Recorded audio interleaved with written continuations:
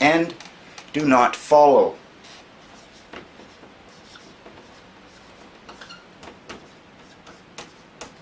And make up your own mind. Now, based on these people, this is so funny. I love how they do it.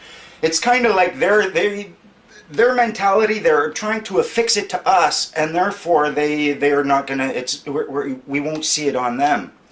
But they're very proud of the fact that they pay their taxes and obey the law. So they want, and they get upset that we are looking at the statutes and realizing that they're not applicable to us. So they want people to look only outside at words that others have written.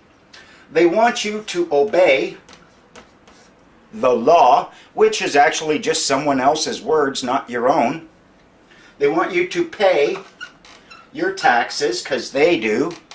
And they don't want you to decide what your own course of action is, because the lawyers have already decided that and written it down in the acts. So you have no choice.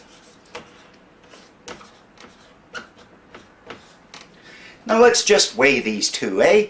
The World Freeman Society, a Freeman perspective. We want you to expand your sources of information. We want you to look inside yourself.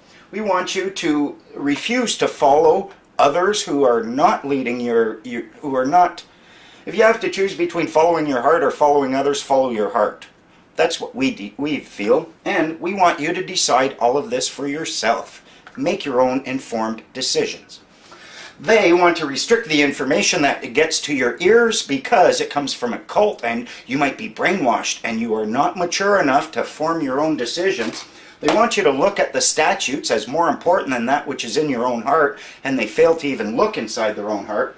They want you to obey and pay, and you have no choice in the matter. Looking at these two, which one do you think is suffering from a more cult-like, brainwashed, and unthinking mentality? That one or that one? Do, do, do, do, do, do, do. Come on, think about it. It's obvious, isn't it? These people over here, these troglodytes on the forum, they're the ones who are actually belonging to some form of status cult, where they refuse to think for themselves. They refuse to look inside their own hearts. They follow and obey blindly, without choice, and when you refuse to do so, they get angry. And here's the funny thing. These people, they said I'm paranoid, so I post my name, my phone number, and I invite them to do the same thing. They refuse to do it because they're scared we might go out and get them. So who's paranoid there? Then, because they're upset about me expressing my views and perspectives to people, they're now actively getting together, and on this forum, you know what they said they would do? They're going to get us. That's their intent, their motive, to get us. So they're paranoid and scared that we're going to be out to get them, and now, clearly, they're the ones who are fearful for no just cause and are now out to get us. I love the irony of this. Out of all of this, I gotta tell you, the most fun with this information is how the naysayers respond to it, think they're acting intelligently, and then just, wow, it's like watching kids, isn't it? And I know that some people might think that me referring to them as kids is insulting, but when they're acting like a child, they're refusing to decide for themselves, they're refusing to allow others to do that, and they're out to get me. Well, I think the term childish is rather applicable. Now, one of the things that I notice that some people have with this whole Freeman issue and whatnot is the fact that it does require one to actively think, and you have to use logic. Since we're talking about the right to travel, a lot of people will look at the definition of, say, motor vehicle in the Traffic Safety Act, Highway Traffic Act, or the Motor Vehicle Act, and they will see a definition which appears to be an automobile, and therefore they claim all automobiles are motor vehicles and subject to that act. What we're going to do is prove that that's not the case. Now, how can something be a motor vehicle? How can an automobile be a motor vehicle? And how can an automobile also not be a motor vehicle? Using a Venn diagram, we take a big circle, we'll call that one A. Now A equals vehicle. Any type of automobile. Within this we draw two more circles, one here, one here. See, we're going to have a happy face. We'll call this one B, we'll call this one C. Now you can see that B and C are not touching, but they're both contained within A. B is a motor vehicle, and C is private. Therefore, you see that an automobile can be either a motor vehicle or merely a private vehicle. And when you look at the Traffic Safety Act in Alberta, you find that they do in fact mention a define a vehicle, they define motor vehicle, and they also define private passenger vehicle. Now the thing is, they can't claim that a private passenger vehicle doesn't exist or that all vehicles are motor vehicles. Otherwise, why would they define private passenger vehicle? It is clearly there. And at no point in time do they claim that a private passenger vehicle requires license, registration, insurance, plates, or anything along those lines. It simply does not. They acknowledge that it exists, then they fail in any way to seek to regulate it. And that is because we do in fact have the common law right to take our own private automobiles, use them as automobiles on the road, and not have them deemed to be motor vehicles.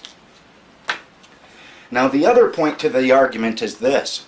If that right is clearly there and established by statute, or not established but recognized by statute in Alberta, and it's a fundamental right which must exist across Canada for everyone, then for someone in, say, I don't know, St. Catharines, Ontario, to try claiming that the right doesn't exist for people there because of the Highway Traffic Act, well, now the standard is that act must mention that right clearly, specifically, and unequivocally in order to affect it.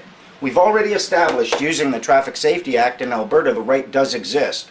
Now you can't point to the Highway Traffic Act in Ontario and say it doesn't mention the right, therefore it doesn't exist.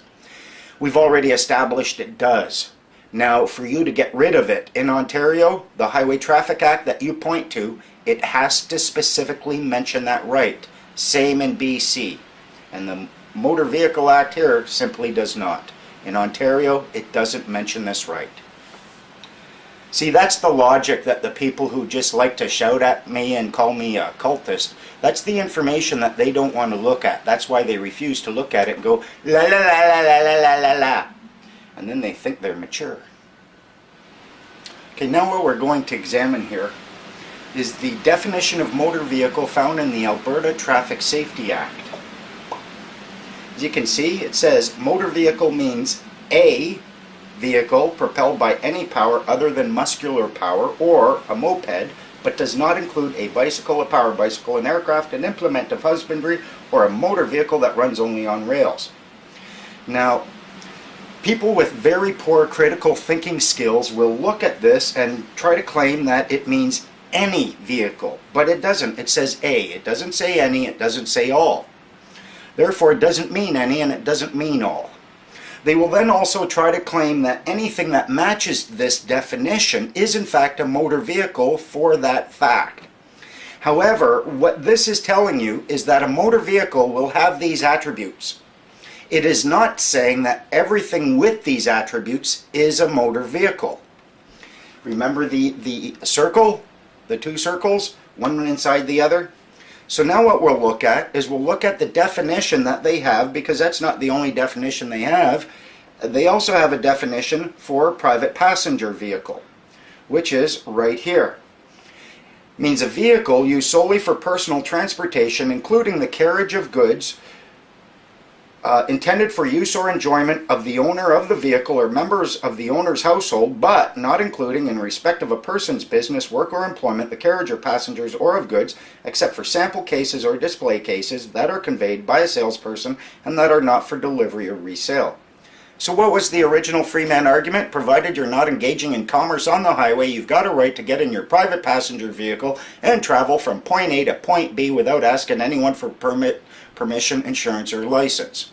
And here we clearly see that it does in fact define a private passenger vehicle. Now how can you claim that, it's a private passenger vehicle means a vehicle, but it doesn't mean a vehicle now? because motor vehicle is the only thing that can mean vehicle. Here we see that the term vehicle can encompass a motor vehicle, it can encompass a private passenger vehicle, and the only difference between the two